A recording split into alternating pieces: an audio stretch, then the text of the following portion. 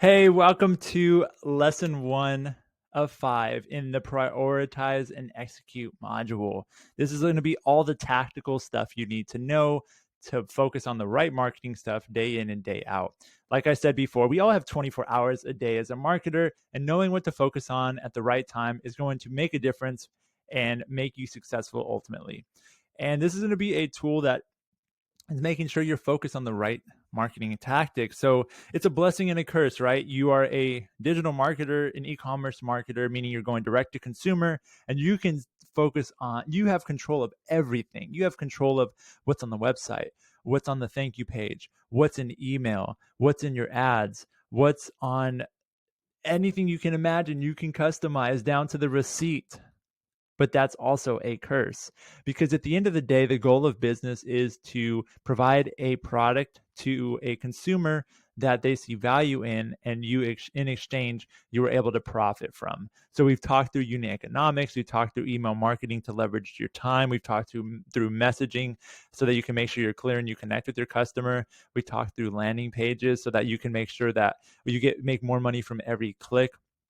But what happens if you know all of that stuff, and you probably have known some of it, but you just don't know how to get it all done? It all seems great, but you aren't sure how to actually execute on it. This is where this comes in.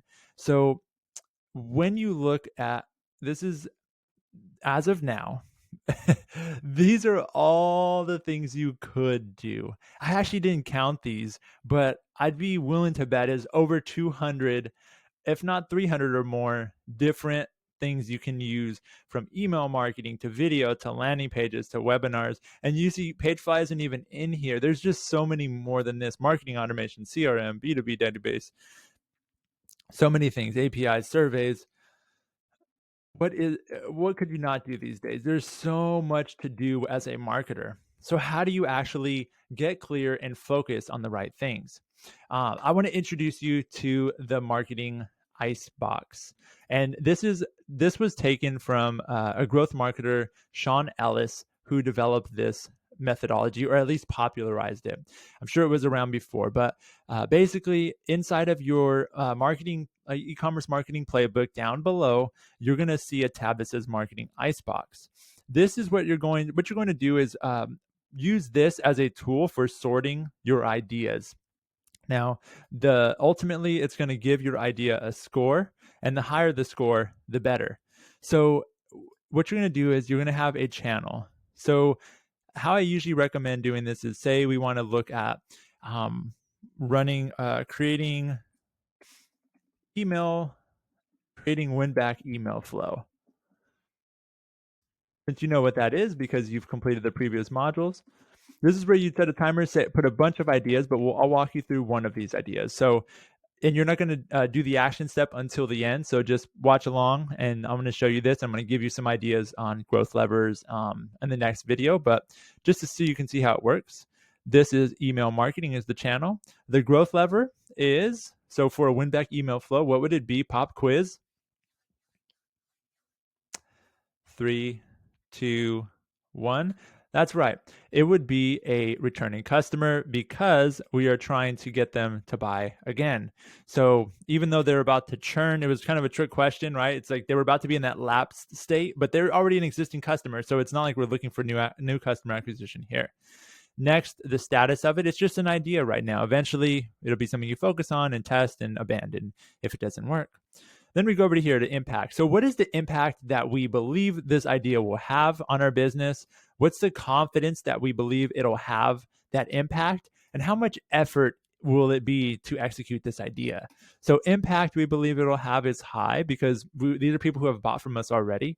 Actually, we'll say medium, because we know they haven't bought in a while, and they may not actually buy, and that's why they're churned. So confidence that we think it'll have that, I would say I'm confident that it'll have a medium impact. And then effort it'll take, somewhat medium. So this is going to be a 5. And so it's going to automatically score everything, and we'll put, how will we test this idea? Now it'll just be, I usually like to do in 3 steps. So 1, 2, and 3. That way it's a clear testing plan, and whoever is part of the team can hop in and see what we're working on. So we can just say, write copy, build emails, evaluate performance in 30 days. Boom. And then any notes that you want to put there. Maybe we say, can we outsource this? And just an idea as I'm building. So you would keep going. Say we had another email flow here, and we said we wanted to create our abandoned cart. And now this would be a little different, right? Because it's going to be new customer. And then status, it's an idea. Impact, I think that's going to have a much higher impact. And then we're going to put the confidence it'll have that impact as high. Actually, lower the better. I'm sorry, that's off there. The lower the score, the better. So impact high, confidence high, effort still medium, not too bad. And so now when I go up here, I just go ahead and tap on the little arrow. I can sort from A to Z, and it'll put all my ideas that are the ones I should be focusing on first at the top and then down. And this is amazing because you can have a quick brainstorm session, have everybody get together, put all your ideas out here. Then after the meeting, you can go in through the channels and tidy it up, put what growth lever it's for, and then you can see, okay, hey, we're just focusing on new customer acquisition ideas because the score is much lower for these. But we also need to make sure to focus on other levers. So maybe we look at the lowest scoring from each lever. It just allows you to really keep your ideas succinct. And once you've tested them, be able to say, hey, we're focusing on that. This is being focused on. All of this, we abandoned this, it didn't work. Everything is here, and it's clear, and it's easy for you to sort, and it's a system, and it's a way that you guys can run through your ideas quickly. And ultimately, you would take from here, say, hey, these are 2 things I want to focus on, and you can go into your growth plan and put them in here. This one would obviously be for new customers, or no, this one would be new customers. So this is how you would use the marketing icebox with your growth plan, is putting all your ideas down in there, sorting them, and then coming in here and jotting them down of when you're going to tackle them in the 30 days, 60-day, or 90-day window. So go from looking at all of these things and then use your marketing icebox so that you can be more effective in sorting your ideas and have a system to actually focus on the right things and turn the curse of being a marketer into a blessing by using this tool.